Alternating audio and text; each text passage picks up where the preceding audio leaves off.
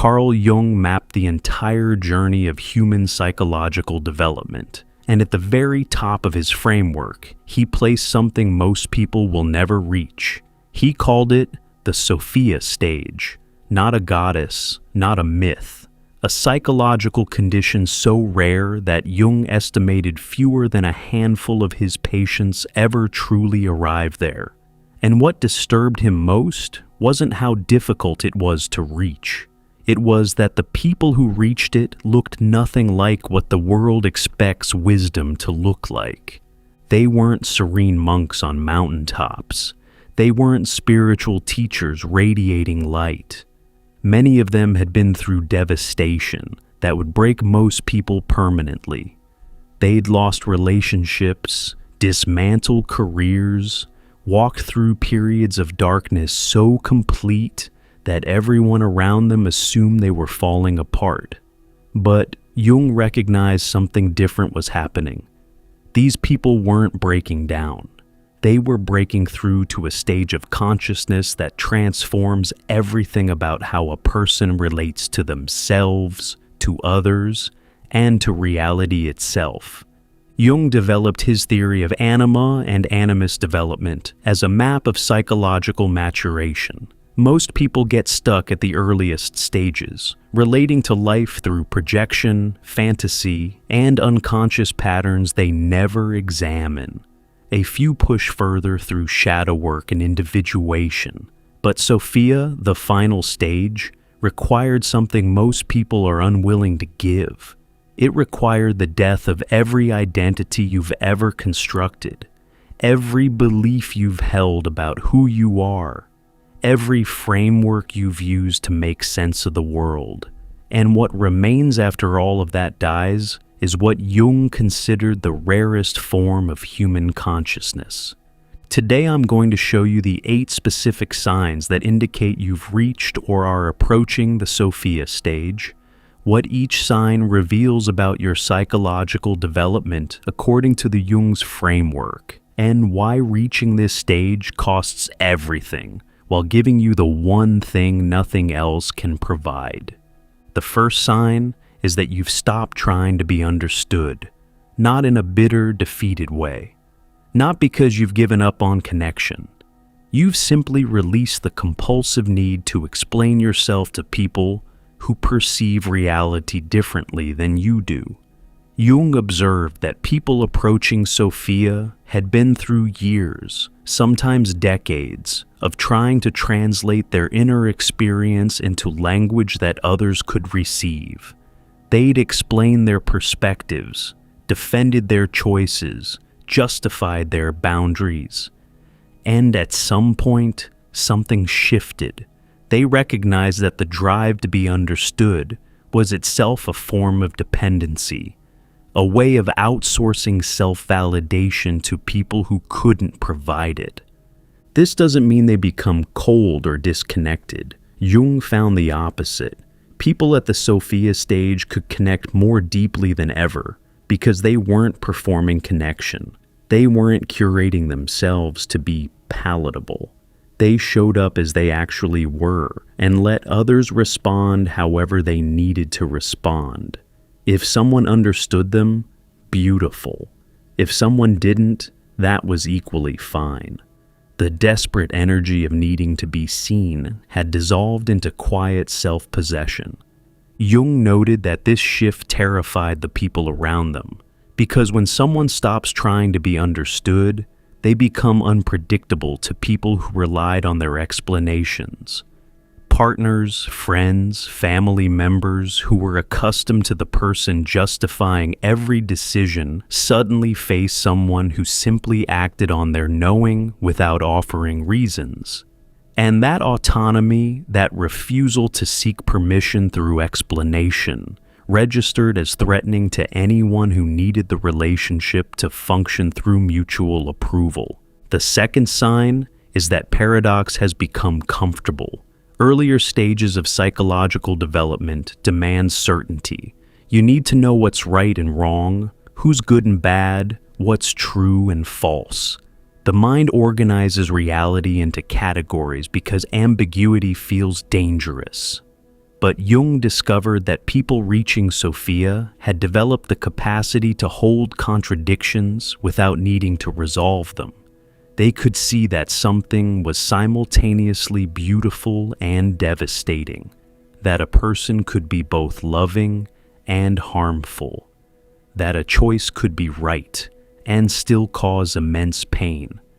This isn't intellectual flexibility or playing devil's advocate. It's a fundamental restructuring of how consciousness processes reality. Jung called it the transcendent function, the psyche's ability to hold opposing truths and generate something new from their tension rather than collapsing into one side or the other.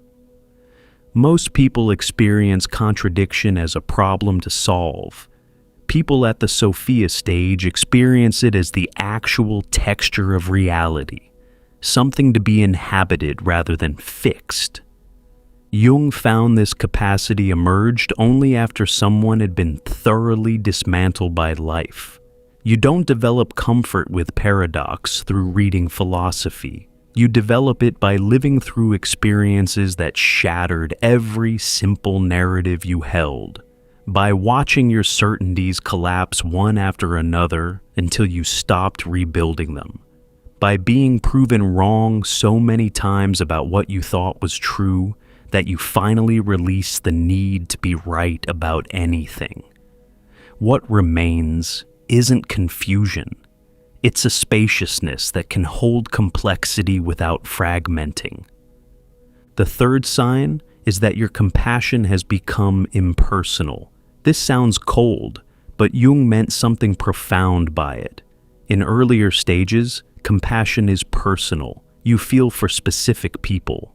You care about individuals who've earned your empathy. Your heart opens for those you identify with and closes for those you judge. Compassion is selective, conditional, filtered through the ego's preferences. But at the Sophia stage, compassion becomes something closer to a weather pattern. It moves through you without discrimination. You feel it for the person who hurt you as clearly as for the person who helped you.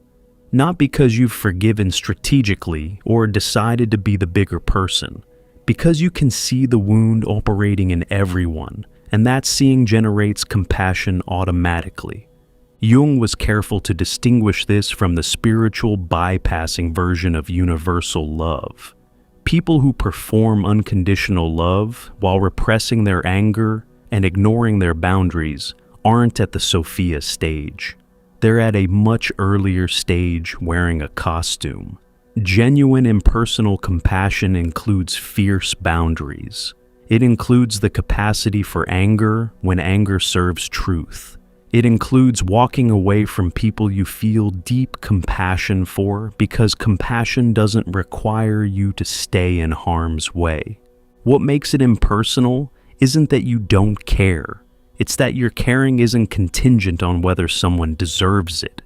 You've moved beyond the economy of deserving entirely.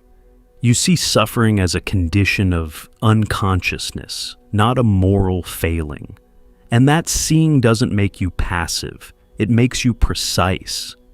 You can act with tremendous clarity because your compassion isn't clouded by personal grievance or ego investment. You respond to what's actually needed rather than what your wounds demand. The fourth sign is that you've integrated your shadow so thoroughly that you're no longer afraid of your own darkness. Jung considered shadow integration the essential prerequisite for Sophia, and he meant something far more radical than most people realize. Shadow work at earlier stages involves acknowledging your anger, your jealousy, your selfishness. You recognize these qualities exist in you, and you make peace with them. But Sophia-level shadow integration goes deeper. You've confronted your capacity for genuine destruction. You've looked at the parts of yourself that could manipulate, deceive, abandon, even destroy, and you've claimed them as yours without flinching. This doesn't make you dangerous. Jung found it makes you the opposite of dangerous. because a person who knows their capacity for darkness and has consciously integrated it doesn't act from it unconsciously. They don't project their shadow onto others. They don't erupt in ways that surprise them. They don't sabotage from blind spots they refuse to examine.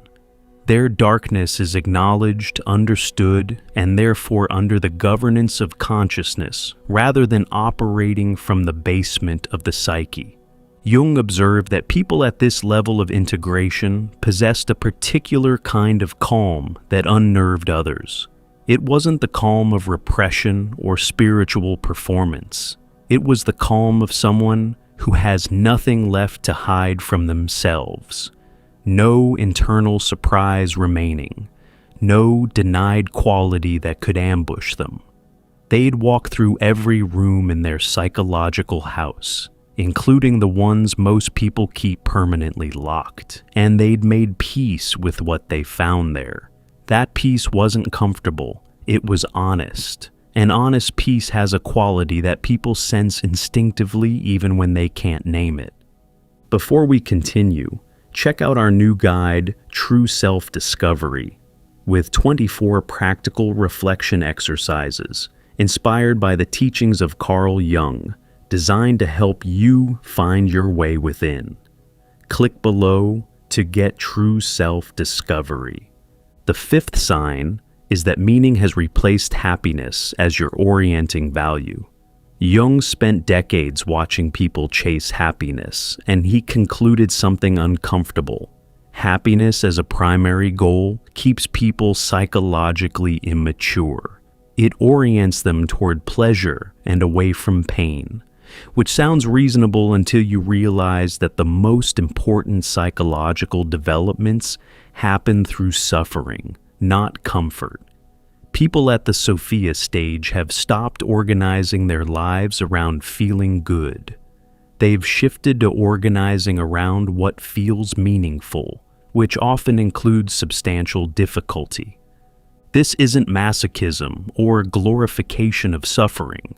It's the recognition that a meaningful life and a comfortable life are frequently in direct opposition, and that choosing meaning over comfort is what Jung considered the hallmark of genuine maturity.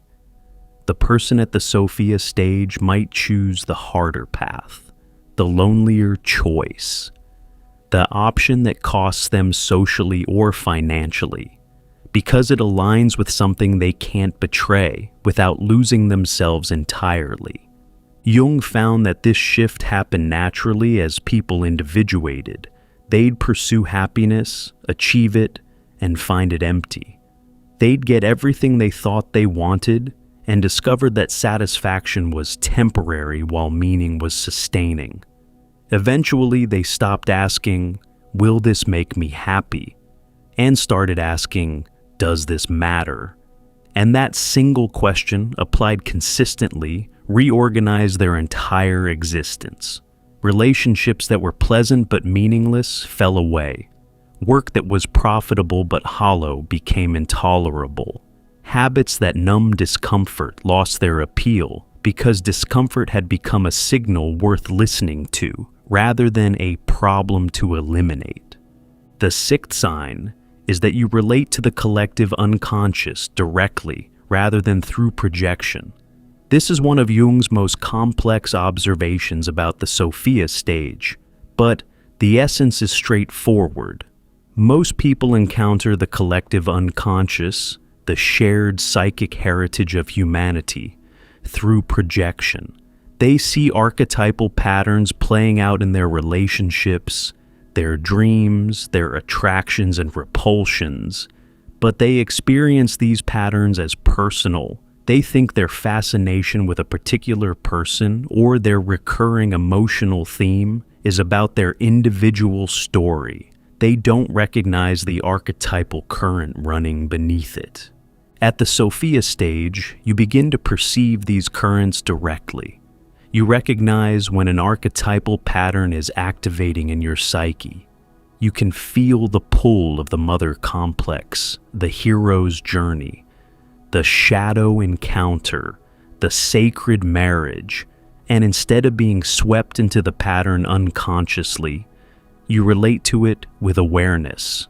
You become a conscious participant in archetypal life rather than an unconscious puppet of it. Jung described this as the most psychologically liberating development possible, because when you can see archetypal patterns operating, you stop being controlled by them. You don't project your anima or animus onto romantic partners and worship or demonize them. You don't get possessed by the hero archetype and destroy yourself trying to save the world. You don't fall into the victim pattern and organize your identity around your wounds. You see these patterns as currents in the collective psyche that move through everyone, and you navigate them with the skill of someone who understands the water they're swimming in. This ability often manifests as a kind of psychological sight that others find uncanny. You understand what's happening in group dynamics before anyone else does because you can see the archetypal patterns activating beneath the personal drama. You recognize when someone is in the grip of a complex because you've learned to distinguish between a person acting from choice and a person being acted through by unconscious forces.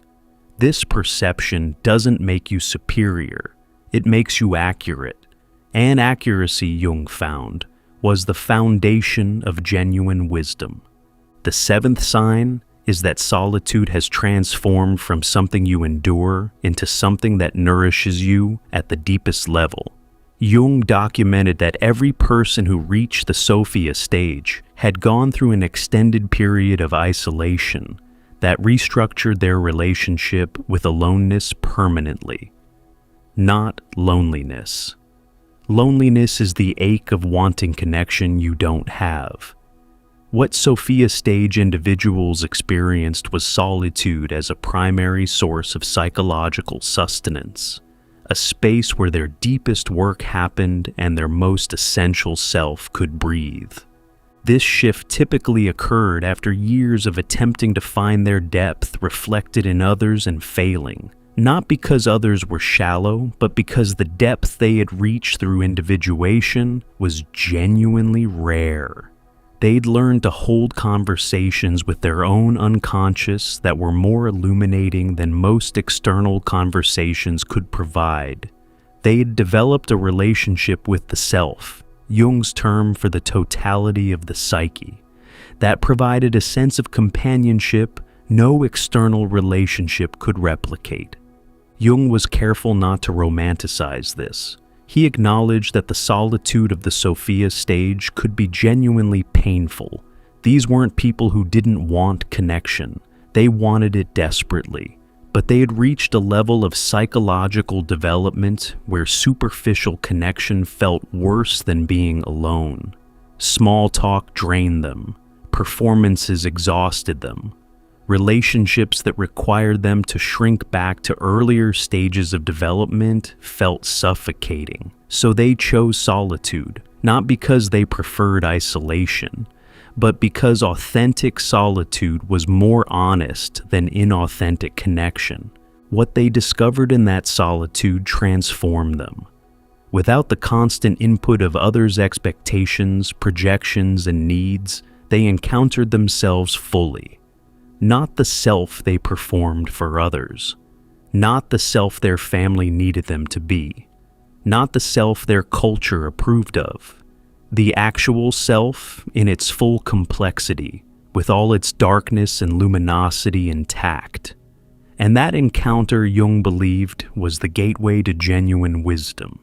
The eighth sign is that you've stopped identifying with your own story. This is the most radical marker of the Sophia stage, and the one Jung considered most definitive.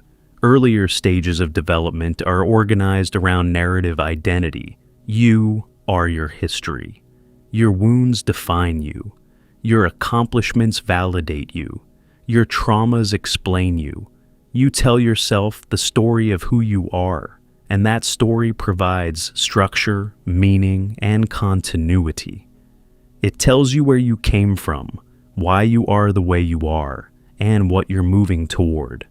At the Sophia stage, This narrative structure dissolves, not because you've forgotten your history or denied your experiences, but because you've recognized that the story you've been telling about yourself is exactly that: a story, a construction, a particular interpretation of events that could be told 100 different ways, each equally true and equally incomplete.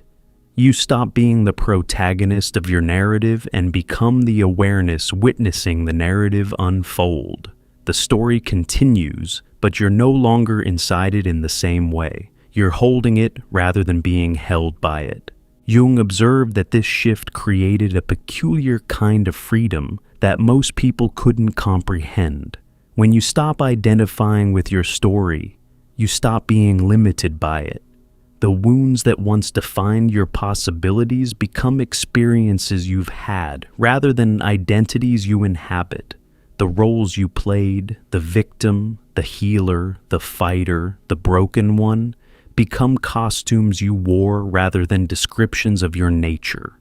And what's left when all the costumes come off isn't nothing. It's everything. It's the vast psychological ground from which all stories, all roles, all identities emerged in the first place. This is what Jung meant by the self with a capital S. Not your ego, not your personality, not your life story. The totality of your psyche in its complete, paradoxical, unfathomable wholeness. People at the Sophia stage have touched this totality, not as a concept, but as a lived experience.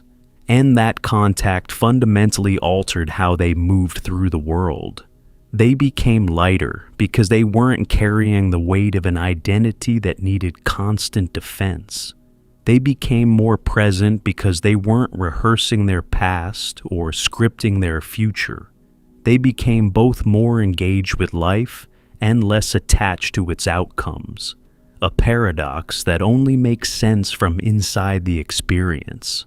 Jung recognized that describing the Sophia stage made it sound appealing in ways that were misleading. People hear about freedom from narrative identity and imagine it as peaceful transcendence. But the path to Sophia runs through devastation. Every story you've told yourself about who you are has to be dismantled. Every identity has to be mourned. Every framework of meaning has to collapse before a larger one can emerge. The people Jung identified as having reached this stage hadn't arrived through bliss. They had arrived through the most thorough psychological destruction they'd ever experienced, followed by a willingness to keep going when every part of them wanted to stop. If you recognize these signs in yourself, Jung would want you to understand something essential. The Sophia stage isn't a reward for suffering. It's the natural result of consciousness pushed to its furthest development. You didn't earn it through pain. You arrived because you refused to stop growing even when growth required losing everything you thought you needed.